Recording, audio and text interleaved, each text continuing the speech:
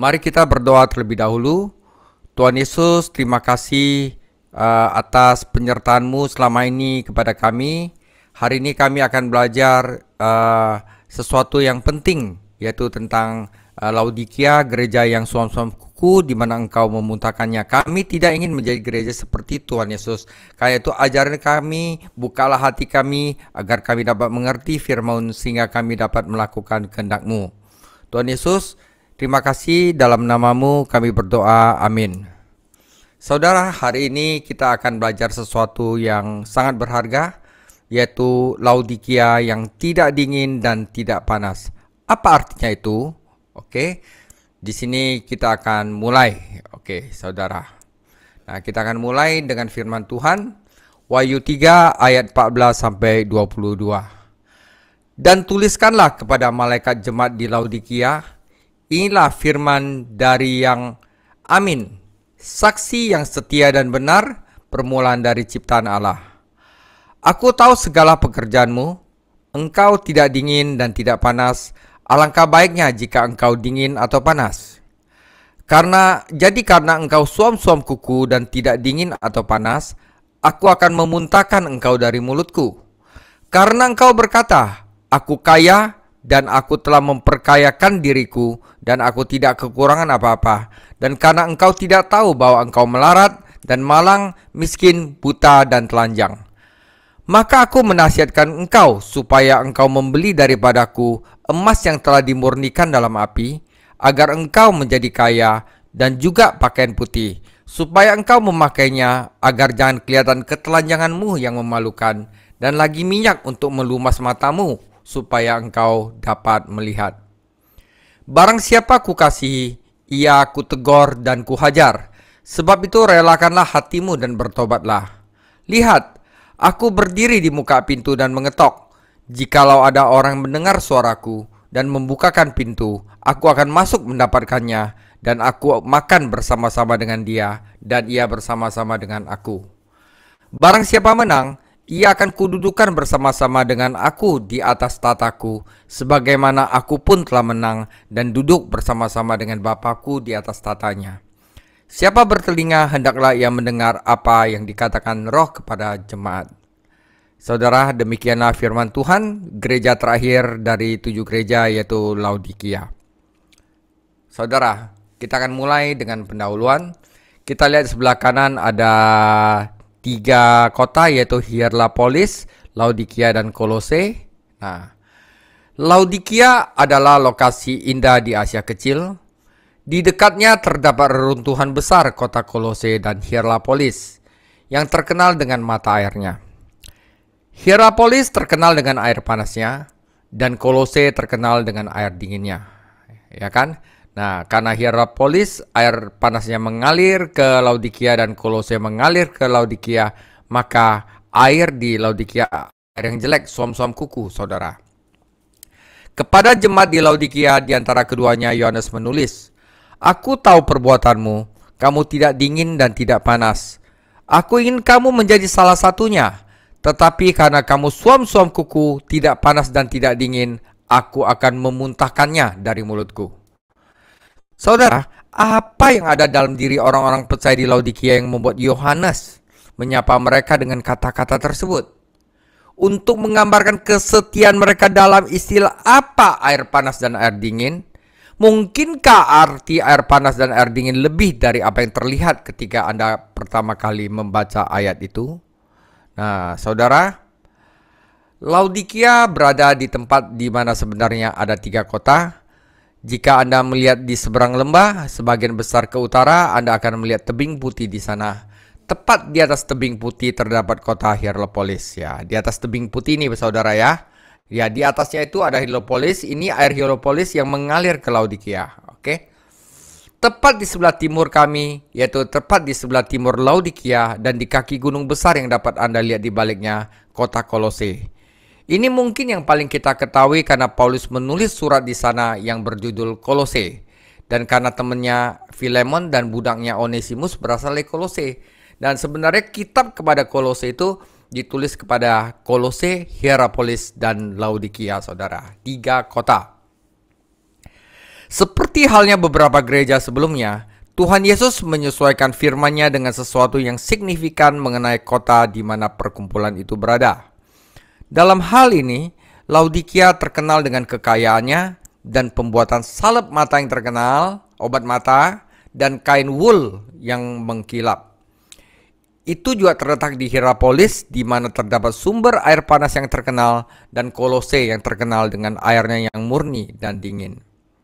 Nah, saudara, di sini Tuhan Yesus menampilkan dirinya sebagai saksi yang setia dan benar. Ya, karena orang di Hierapolis tidak benar-benar dan tidak setia benar-benar terhadap Tuhan Yesus. Karena itu Tuhan Yesus menampilkan dirinya sebagai Amin, yang merupakan gelar Allah dalam Perjanjian Lama. Kita bisa lihat Yesaya 65 ayat 16, di mana kata kebenaran berasal dari kata Ibrani Amin. Dia adalah kebenaran dan menyampaikan kebenaran, karena dia adalah saksi yang setia dan benar. Wahyu 3 ayat 14. Tuhan Yesus akan memberitahu gereja ini kebenaran tentang kondisi rohaninya, ya, diagnosa kondisi rohaninya. Sayangnya mereka tidak mempercayai diagnosisnya. Mengapa orang-orang Kristen baru di Laodikia menimbulkan masalah dalam gereja? Mereka tidak menimbulkan masalah. Mungkin mereka punya ibadah tiap minggu, tapi mereka tidak benar-benar bertumbuh dalam firman, saudara. Mereka mengungkapkannya. Masalah selalu ada, tetapi mereka sudah terbiasa dengannya. Orang Kristen baru seperti anak-anak di rumah. Mereka mengatakan kebenaran dalam tanda kutip tentang berbagai hal. Ya, saudara, tetapi seperti anak-anak, ya, gereja Laodikia buta terhadap kebutuhannya sendiri dan tidak mau menghadapi kebenaran. Namun kejujuran adalah awal dari berkat sejati ketika kita mengakui siapa diri kita. Kita mengakui gereja kita sebenarnya bagaimana, mengakui dosa-dosa kita, dan menerima segala yang kita butuhkan dari Tuhan Yesus. Jika kita menginginkan yang terbaik dari Tuhan Yesus bagi kehidupan dan gereja kita, kita harus jujur sama Tuhan dan membiarkan Tuhan jujur kepada kita. Saudara, sebaliknya, gereja Laodikia seperti orang yang ada di gambar kanan itu, mereka terjebak dalam dosa rutinitas. Tidak benar-benar memberikan Yesus sebagai saksi yang benar dan setia. Mereka tidak panas dan tidak dingin, saudara. Nah, saudara, karena itu Tuhan Yesus menunjukkan 4 bidang kebutuhan di dalam gereja di Laodikia. Yang pertama, mereka kehilangan tenaga, ayat 16-17. Dalam kehidupan Kristen, ada 3 suhu rohani, yaitu hati yang membara, Lukas 24 ayat 32, hati yang dingin, Matius 24 ayat 12, dan hati yang suam-suam kuku, Wahyu 3 ayat 16. Orang Kristen yang suam-suam kuku itu merasa nyaman, ya, comfort zone, saudara, berpuas diri, dan tidak menyadari kebutuhannya akan firman, kebutuhan akan Tuhan Yesus. Jika dia dingin, setidaknya dia akan merasakan kekurangannya. Baik air dingin dari Kolose maupun air panas dari Hierapolis akan menjadi suam-suam kuku pada saat disalurkan ke Laodikia. Sebagai orang yang percaya kepada Yesus Kristus, kita mempunyai alasan untuk berkobar-kobar dalam roh.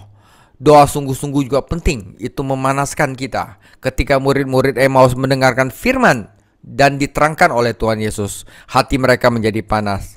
Tidak heran Paulus memerintahkan agar suratnya ke Kolose dikirim ke gereja Laodikia. Kenapa? Firman Tuhan membuat hati menjadi panas, saudara. Ya. Nah, saudara, hukum kedua termodinamika mensyaratkan bahwa sistem tertutup pada akhirnya akan menjadi moderat sehingga tidak ada lagi energi yang dihasilkan. Kecuali jika ada sesuatu ditambahkan dari luar, sistem tersebut akan membusuk dan mati. Tanpa tambahan bahan bakar, air panas di dalam boiler menjadi dingin. Dan tanpa listrik, refrigerator dalam freezer akan menjadi hangat. Nah, gereja tidak bisa menjadi sistem tertutup. Yesus berkata, di luar aku kamu tidak dapat berbuat apa-apa. Gereja Laodikia adalah gereja yang mandiri, berpuas diri dan aman. Kami tidak membutuhkan apapun, kami sudah kaya, lihat gedung kami. Namun sementara itu kekuatan spiritual mereka telah melemah. Kekayaan materi dan statistik cemerlang mereka hanyalah kain kafan yang menyembunyikan mayat yang membusuk. Tuhan Yesus berada di luar gereja, mencoba untuk masuk. Kedua, saudara, selain mereka kehilangan tenaga atau semangat mereka, mereka telah kehilangan nilai-nilai mereka. Ayat 17-18a. Saudara, jemaat di Smyrna menganggap dirinya miskin, padahal sebenarnya kaya. Tetapi orang-orang di Laodikia bermegah bahwa mereka kaya, padahal mereka sebenarnya miskin. Mungkin di sini kita mempunyai petunjuk mengapa gereja ini mengalami kemunduran secara rohani. Mereka menjadi bangga dengan pelayanan mereka dan mulai mengukur segala sesuatunya dengan standar manusia dan bukannya dengan nilai-nilai rohani. Mereka pakai standar dunia, saudara, bukan dengan standar Alkitab. Mereka di mata Tuhan Yesus adalah melarat, sengsara, dan miskin. Saudara, Laodikia adalah kota yang kaya. Pembuatan obat mata terkenal di daerah itu. Dan juga pembuatan kain wool yang hitam yang bagus. Dan pusat perbankan. Mungkin sebagian dari semangat pasar, semangat kapitalis menyusup ke dalam gereja sehingga nilai-nilai mereka menjadi menyimpang. Mengapa begitu banyak buletin dan kop surat gereja yang memuat gambar bangunan? Apakah ini hal-hal penting bagi kita? Dewan gereja di Laodikia dengan bangga menunjukkan kepada Anda laporan tahunan terbaru dengan statistik yang mengesankan. Namun Yesus berkata bahwa dia akan memuntahkannya dari mulutnya. Solusinya, belilah, bayar harga untuk mendapatkan emas yang diuji dalam api. Iman yang telah diuji yang sesungguhnya. Hal ini menunjukkan bahwa gereja memerlukan penganiayaan. Mereka terlalu nyaman, 1 Petrus 1 ayat 7. Tidak ada yang bisa membuat umat Tuhan memeriksa hati dan iman mereka lebih cepat daripada penganiayaan dan penderitaan. Yang ketiga, mereka buta, mereka kehilangan penglihatannya. Orang-orang Laodikia buta. Mereka tidak dapat melihat kenyataan, mereka tidak dapat melihat realitas. Mereka hidup di surga orang bodoh, bangga dengan gereja yang akan ditolak. Rasul Petrus mengajarkan bahwa ketika orang percaya tidak bertumbuh di dalam Tuhan, tidak bertumbuh dalam firman-Nya, maka penglihatan rohaninya akan terpengaruh. Seperti pola makan akan mempengaruhi terhadap kondisi mata seseorang. Karena itu baik secara rohani maupun secara fisik, apa yang kita konsumsi, ya, makanan untuk tubuh, firman Tuhan untuk jiwa akan mempengaruhi penglihatannya baik fisik maupun rohani. Orang-orang ini tidak dapat melihat diri mereka sebagaimana adanya. Mereka juga tidak dapat melihat Tuhan Yesus ketika dia berdiri di luar pintu gereja. Mereka juga tidak bisa melihat pintu peluang yang terbuka. Mereka begitu sibuk membangun kerajaan mereka sendiri sehingga mereka menjadi suam-suam kuku, tidak panas, tidak dingin dalam kepedulian mereka terhadap dunia yang hilang, saudara. Solusinya, oleskan salep mata surgawi.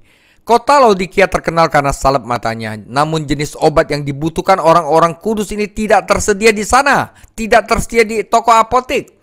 Mata adalah salah satu area tubuh yang paling sensitif dan hanya dokter agung yaitu Tuhan Yesus yang dapat mengoperasinya dan menjadikannya sebagaimana mestinya. Seperti dia lakukan terhadap orang yang kisahnya diceritakan dalam Yohanes 9, dia bakal mungkin merasa jengkel sebelum dia memberi pencerahan. Namun kita harus tunduk pada pengobatannya dan kemudian menjaga kebiasaan kesehatan dengan asupan pola makan rohani yang sehat, yang baik agar penglihatan kita semakin tajam, saudara. Yang keempat mereka adalah mereka telanjang katanya. Mereka kehilangan pakaian mereka. Orang-orang Kristen ini mengira mereka benar-benar berpakaian megah, padahal mereka benar-benar telanjang. Telanjang berarti dikalahkan dan dihina. 2 Samuel 10 ayat 4 dan Yesaya 20 ayat 1-4. Orang-orang Laodikia dapat pergi ke pasar dan membeli pakaian wool yang bagus. Karena di situ adalah produksi wool yang terkenal. Namun hal itu tidak dapat memenuhi kebutuhan mereka yang sebenarnya.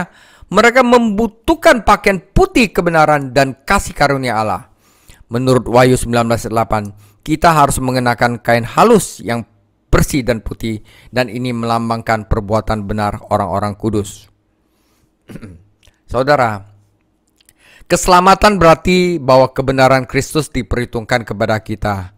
Namun pengudusan berarti kebenarannya diberikan kepada kita menjadi bagian dari karakter dan perilaku kita. Karena itu apa yang terjadi jika mereka mengaku percaya Kristus tetapi tidak belajar bagaimana mengenal Allah kita yang benar untuk menjadi bagian dari karakter dan perilaku kita. Karena itu saudara, tidak ada pujian ilahi yang diberikan kepada gereja ini. Tentu saja orang-orang Laodikia sibuk untuk membesarkan diri sendiri, untuk mengagungkan diri sendiri, memuji diri mereka sendiri. Mereka mengira mereka memuliakan Tuhan, padahal kenyataannya mereka mempermalukan namanya, seolah-olah mereka berjalan-jalan dengan telanjang, saudara. Oleh karena itu, Tuhan Yesus membuat 3 pernyataan khusus kepada gereja di Laodikia. Ya, pertama penjelasannya, semua orang yang aku kasih, aku tegur dan hajar. Wahyu 3:19a. Dia masih mengasihi orang-orang kudus yang suam-suam kuku ini, meskipun kasih mereka kepadanya telah menjadi dingin. Dia berencana untuk mendera mereka sebagai bukti kasihnya. Tuhan mengizinkan gereja-gereja melewati masa-masa percobaan agar mereka dapat menjadi apa yang seperti dia inginkan. Kedua adalah sebuah nasihat. Karena itu hendaklah kamu bersemangat dan bertobatlah. Jemaat di Laodikia harus bertobat dari apa? Ini adalah dosa kesombongan sebenarnya saudara. Mereka pikir mereka telah memuliakan Tuhan. Mereka pikir mereka telah bisa. Mereka pikir mereka bisa tanpa Yesus. Mereka pikir mereka tidak kekurangan apa-apa. Dan mereka harus bertobat. Repent, kata di sebelah kanan ini. Dan merendahkan diri di hadapan Tuhan. Dan mereka harus mulai mengkobarkan api batin. Dan mulai memupuk hati yang membara. Terakhir adalah sebuah undangan. Mereka tidak bisa jika Yesus tidak ada di dalam diri mereka. Sebuah undangan untuk menerima Yesus. Kadang-kadang kita terlalu sombong, kita sering menggunakan ayat-ayat ini untuk menuntun orang-orang terhilang kepada Yesus Kristus. Namun penerapan dasarnya adalah pada orang percaya. Wahyu 3:20, lihat, aku berdiri di muka pintu dan mengetok.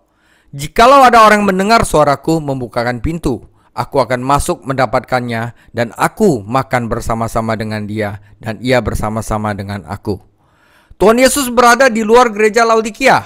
Dia bahkan berbicara kepada individu jika ada dan bukan kepada seluruh jemaat. Dia menghimbau kepada sekelompok orang yang tersisa di Sardis yang imannya sudah mati saudara. Dan sekarang dia menghimbau kepada individu di Laodikia. Tuhan Yesus dapat melakukan hal-hal besar dalam gereja, tetapi bahkan dapat melalui satu individu yang berdedikasi, saudara. Nah, saudara, tinggal di dalam firman-Nya adalah yang Yesus mau. Kristus bukannya tidak sabar, aku telah mengambil pendirianku adalah arti dari kata kerjanya. Dia mengetuk individu dan dia memanggil melalui firman-Nya. Seperti hal ini, firman-Nya itu memanggil kita semua untuk menerima Tuhan Yesus. Dia menginginkan persekutuan dan keinginan umat untuk tinggal di dalam dia, yaitu tinggal di dalam firman-Nya. Jemaat di Laodikia adalah gereja mandiri yang tidak membutuhkan apapun, namun mereka tidak tinggal di dalam Kristus dan tidak mengambil kuasa dari dia. Mereka mungkin mempunyai program yang berhasil, namun itu bukanlah buah yang dihasilkan dari tinggal di dalam Kristus. Perhatikan bahwa ketika kita mengundang dia masuk, ruang makan malam menjadi ruang tahta. Melalui persekutuan dengan Kristus, kita menemukan kemenangan dan menjadi pemenang. Saudara, sebagai penutup, kita telah belajar 7 gereja. Saudara, selamat, kita telah selesai. Dan sebagai pengingat, saya mau mengingatkan bahwa surat-surat yang ditujukan kepada ketujuh gereja sebenarnya adalah sinar X-nya Tuhan. Diagnosa Tuhan terhadap gereja-gereja masa kini yang diberikan kepada kita agar kita dapat memeriksa kehidupan sendiri dan pelayanan kita di gereja sendiri. Apa kita lakukan udah sesuai dengan apa yang dia mau. Saudara, kenapa? Penghakiman akan terjadi di dunia ini. Namun pertama-tama dimulai di rumah Tuhan. Dalam surat-surat ini kita menemukan dorongan dan juga teguran.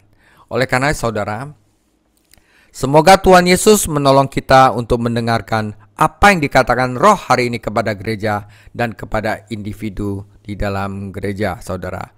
Tuhan Yesus memberkati. Nah, saudara, 2 minggu lagi kita akan mulai masuk ke dalam topik baru. yaitu kisah Tuhan akan penebusan.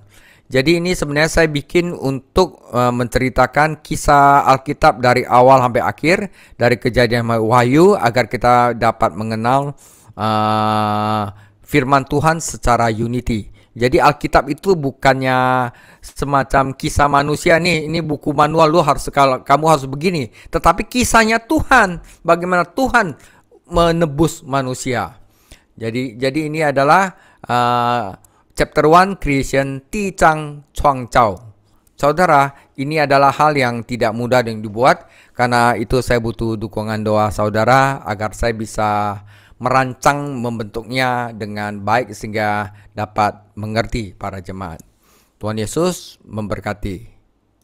Saudara, angkat tangan saudara. Mari kita menerima berkat dari Tuhan. Semoga Allah Maha Kuasa menguduskan kita sehingga tubuh, roh, dan jiwa kita terpelihara sempurna pada kedatangan Tuhan Yesus yang kedua kali. Ia yang mengatakannya adalah setia. Kasih karunia Tuhan Yesus menyertai kita semua. Amin.